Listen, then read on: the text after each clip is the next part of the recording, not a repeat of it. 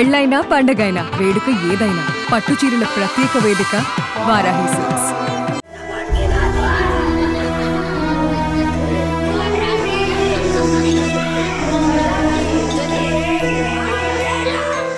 భారత్ పాకిస్తాన్ల మధ్య ఉద్రిక్త పరిస్థితులు నెలకొన్నాయి. అయితే జమ్మూ కాశ్మీర్లో జరుగుతున్న యుద్ధ భూమిలో ఏపీకి చెందిన వీర జవాన్ మరణించారు. మురళీ నాయక్ మరణించడంతో గ్రామంలో విషాద ఛాయలు అలుముకున్నాయి. అనంతపురం జిల్లా గోరంట్ల మండలానికి చెందిన మురళీ నాయక్ ఆర్మీలో పనిచేస్తున్నారు.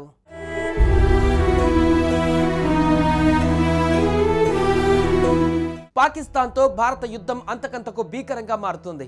తొలుత ఉగ్రదాడి, ఆ తర్వాత కవ్వింపు చర్యలకు దిగిన పాక్ యుద్ధానికి కారణం కాగా పాక్ తగిన రీతిలో బుద్ధి చెప్పేందుకు భారత యుద్ధ తీవ్రతను పెంచేస్తుంది. ఈ క్రమంలో జమ్మూ కాశ్మీర్ సరిహద్దులో దేశ రక్షణ విధులలో నిమగ్నమైన తెలుగు జవాన్ మురళీ నాయక్ వీర మరణం పొందారు. పాక్ జరిపిన కాల్పులలో మురళి మృతి చెందినట్లుగా అధికార వర్గాలు ధృవీకరించాయి. ఏపీలోని శ్రీ సత్యసాయి జిల్లా గోరంట్ల మండలం గడ్డం తండా పంచాయతీ పరిధిలోని కల్లితండా మురళి నాయక్ స్వస్థలం కల్లితండానే అయినా అదే జిల్లా పరిధిలోని సోమందేపల్లి మండల పరిధిలో నాగినాయని చెరువు తండాలో పెరిగారు. సోమందేపల్లి విజ్ఞాన పాఠశాలలో విద్యాభ్యాసాన్ని పూర్తి చేశారు. విద్యాభ్యాసం తర్వాత భారత సైన్యంలో చేరిన మురళి నాయక్ గురువారం నాటి పాక్ చొరబాటుదారులను అడ్డుకునే ఆపరేషన్లో పాలు పంచుకున్నాడు. ఈ క్రమంలోనే పాక్ వైపు నుంచి దూసుకువచ్చిన కాల్పులలో మురళీ నాయక్ వీర మరణం పొందారు. శుక్రవారం ఉదయం మురళీ నాయక్ మృతిని ధృవీకరించింది. అదే విషయాన్ని మురళీ కుటుంబానికి కూడా చేరవేశారు. ఈ వార్త విన్న వెంటనే మురళీ కుటుంబం కుప్పకూలిపోయింది. రేపు మురళీ పార్థివ దేహాన్ని ఆయన స్వగ్రామం అయినటువంటి కల్లితండాకు చేర్చనున్నట్లుగా సమాచారం.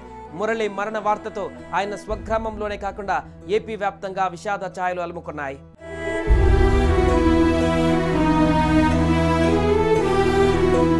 ఈ విషయం తెలిసిన వెంటనే టీడీపీ అధినేత ఏపీ సీఎం నారా చంద్రబాబు నాయుడు వీర జవాన్ మరణానికి సంతాపం తెలుపుతూ ఒక ప్రకటన విడుదల చేశారు. యుద్ధంలో మురళీ నాయక్ ప్రాణాలు కోల్పోవడం బాధాకరమని ఆ సంతాపంలో చంద్రబాబు పేర్కొన్నారు. దేశం కోసం ప్రాణాలు అర్పించిన వీర జవాన్ మురళికి నివాళి అర్పించిన బాబు మురళీ కుటుంబ సభ్యులకు తన ప్రగాఢ సానుభూతి తెలిపారు. జనసేనాని డిప్యూటీ సీఎం పవన్ కళ్యాణ్, మంత్రి నారా లోకేష్లు కూడా మురళి వీర మరణం పైన సంతాపం తెలుపుతూ ప్రకటనలు జారీ చేశారు.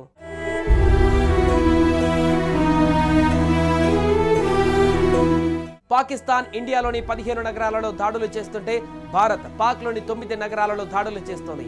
పాకిస్తాన్ 50కి పైగా డ్రోన్లను భారత్ పైకి ప్రయోగించింది.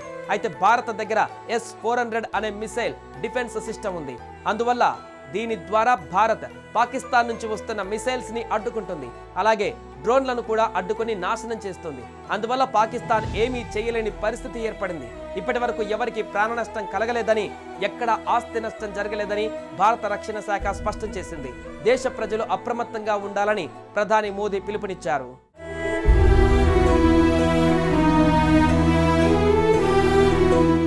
సుమన్ టీవీలో మీ పర్సనల్ అండ్ బిజినెస్ ప్రమోషన్స్ కోసం కింది నెంబర్కి కాంటాక్ట్ చేయండి.